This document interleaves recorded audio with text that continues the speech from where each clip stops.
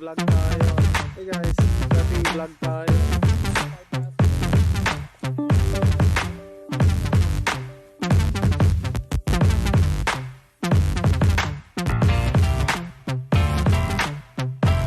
Hey guys, welcome to my channel. So ngayon Friday, February 16 ko na yung suspension ng Nissan. So last time ginawa ko ng video yung passenger side lang, no?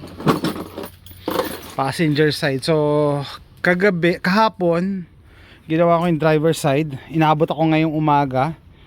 Natapos ko na siya. And I was surprised. Sabi ko po siya, ang taas nito ha.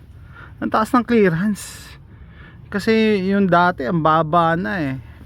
Okay, so ito nyo yung likod. Kailangan ko rin palitan yung suspension ng likod. Ang baba. Mas maganda siguro pag sa malayo. So kita nyo yung yung likod. Ang baba. Samantala ito bago yung suspension. Ang taas.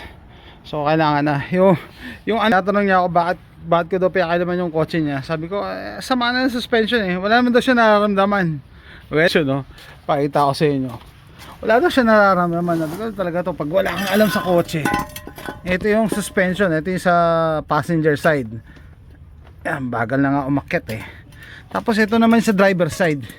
Hindi na talaga umakyat. Babambaba na. Tapos pinutol ko na. Sinira ko na. Pero wala na. Babambaba na eh. Nakita nyo. So hindi na talaga gumagana yung suspension. 2013.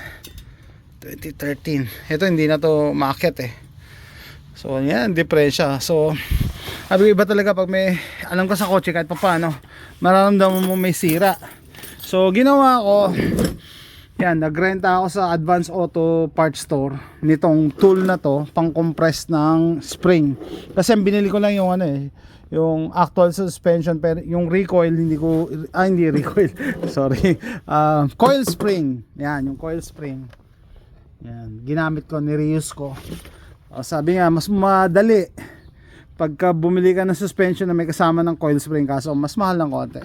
Ito yung device, $70, 69 something, tapos 70 plus nirenta ko to. So pag sinoli ko to, ire-refund nila ako. So ganun dito sa US, no? Ini-encourage nila mag DIY ka ng pag-ayos ng kotse mo, pahiramin ka ng tools. As long as susoli mo, meron ng mga merong bayad eh. Pero i-refund ka naman 100%. So win-win kasi bibili tayo ng parts sa kanila, tapos ikaw makakatipid ka, no? Hindi ka na bibili ng tool. Kasi minsan isang beses mo lang kailangan, hindi mo kailangan bumili. Okay, so pupunta tayo sa auto parts store. So uli natin to para makuha ko yung $75 ko na refund, 74 something na refund. And same time testingin na din natin. No, kita nyo, ang baba talaga ng likod, oh. Yun ang next na project. Pagbalik ko sa camping. Ang taas, nagulat ako, ang taas ah. Tara.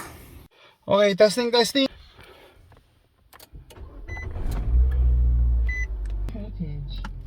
Waiting for connection. The back is really lower than the front, so I need to change the suspension ASAP. What's that? No. Okay. What's that sound?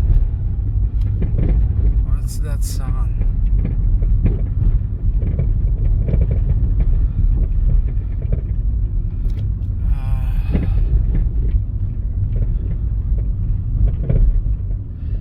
Let me check under the hood. Okay guys, so we're here at Advance Auto and we gotta turn this.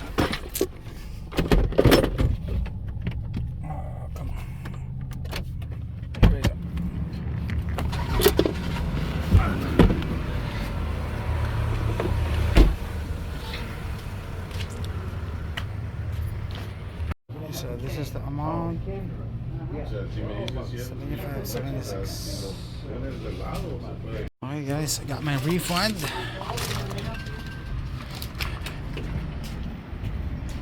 Okay guys, nakuha ko na yung refund ko. Bago tayo umuwi, bili tayong ulam. Wala na akong time magluto. May tsokana. Okay guys, I got my refund. But before we go home, food.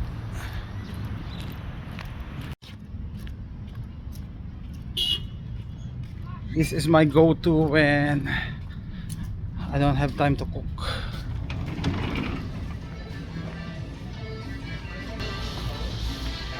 There we go. Nice.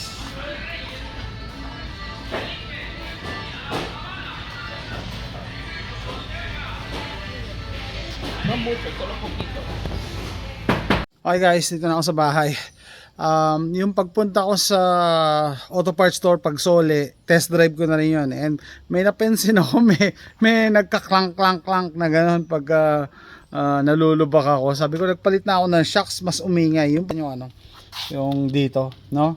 So, kailangan higpitan yan. So, otherwise, pagka tinutulak ko pababa to, tumatalon yung kumakalog yung suspension. So, yan, hinigpitan ko na, nawala na. That's it guys. So total na gastos ko, tipid tipid palit $115 lang. Libre ako dun sa tool and nakalibre ako sa coil sa struts, no? So yan. Maintain pala pag sedan, no? Pag sedan madali i-maintain kasi maliliit lang yung parts, tapos mas mura yung mga parts as compared sa mga SUVs. Kasi alam ko, last na nagpalit ako ng suspension sa Dodge Durango, mas malalaki yung parts, mas malalaki yung bolts. Ito, yan, just make sure na nakahigpit yan. Okay, late na ako, no? Time to go, magka-camping kami. See you next time, bye.